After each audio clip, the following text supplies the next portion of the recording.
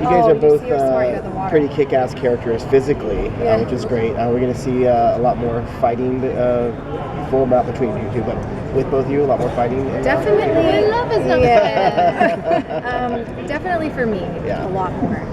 Friday I shot a really intense fight sequence with somebody that took 7 hours? 7 hours? Yeah, I can't tell you who. 7 hours it took us to shoot it, so definitely a lot more for me. No, it takes 7 hours. That's intense. So it's like a gym workout. So we kind of see Barbara take on like a completely different role than she did in season 1, obviously. But now that she is with Theo and Tabitha, is she going to be playing kind of both sides of the coin and kind of turning them against each other? What can you tell us about her motives for going forward into season 2? Yeah, I think I think the three of us are all kind of using each other in different ways. For Barbara, she has like a superpower, I guess, which is that she knows everybody's weakness. You know, she can sense their weakness and then just uses that to get where she wants. So I think there's an element of that playing out between us. But I'd say that if there was one that she favors more, I'd say that there's more of something like a dynamic between the two of us that's like maybe like a kind of like a bit more respect or something, you know, like I feel like there's something more in that than with Galavan. I think Barbara's just purely using it, you know, she would like off him in a second if she could. Yeah. I always thought of her as like maybe the first time she's been around female energy in a long time or had a female living with her, and so she's really kind of taking her under her wing and teaching her a few things maybe about how to be evil.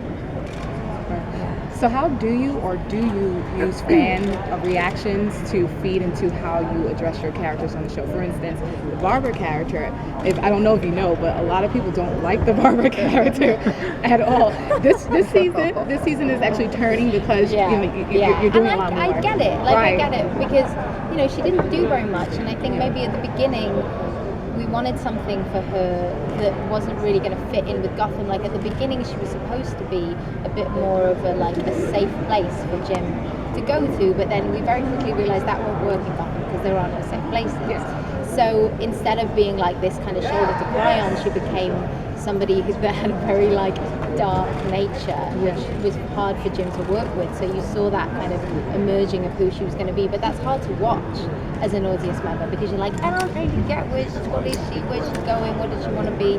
So I think when we flipped it at the end of last season, it was people were like, oh right, I get it now. Okay, she's crazy, fine. You know, like give people like a clearer idea of who she is, and she gets out of the apartment, and people, you know, didn't actually know wanted to be in the apartment. And then Jessica, your character Tabitha, you know, I mean, she's newly introduced, so everyone's like, oh, this is badass. So like, what is your take on that? Like, how do you feed that into your performance? Fan reactions? Yeah. Or do you? I don't. Not really. I mean, first of all, I've been in 3 episodes where I've been getting fan feedback, so it's so early for that kind of thing. But no, I just try to go off of what's in the script and stay true to whatever the motivations are that they're writing into that, and hopefully people enjoy watching her, and she's certainly a lot of fun to play. Yeah. I mean, we'll see. I don't think her motives have been made very clear yet. No. So we'll see how people react to that. I don't know. Awesome. Barbara, your character talks about how she wants Jim back. Does she, or is it more a revenge control thing? How do you play in that? Yeah, if you ask Barbara if she was crazy, she would say no. You know, her motives are entirely she thinks that she is going to get Jim back, and I think what that is about is she is inhabiting this new fabulous dark place that she's in, which is totally free. I mean, she's killed her parents. There's nothing more that you can do in life that releases you from some sort of restraint, which is what your parents kind of want for you or whatever. And I know this is an extreme version of that, but if you were to imagine killing your own parents and you were just in the world now, available, you've got all the money and you've got all the kind of resources to do whatever you want. So she is wanting from this wonderful new happy dark place to bring Jim into that, because she's like, look at what we could be. You know, we used to be this great couple. It was weird, you know, we didn't really have a great relationship, but there was something in there. Yeah, exactly. He's like, no. He loves me.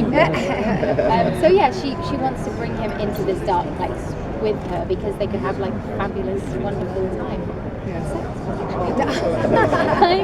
Real quick, Erin, your character, Barbara, again, you have shades of Harley Quinn in there. There's no doubt about it. Was that intentional, or was that written in, or were you guys like, yeah, we're going to stick that in there? It's like Okay, what can you say? I mean, we're just, there's shades of madness, and Harley Quinn is mad. So, Yeah. Cool. Thank you guys. Thank you. Thank you. Oh yeah. Thank you guys.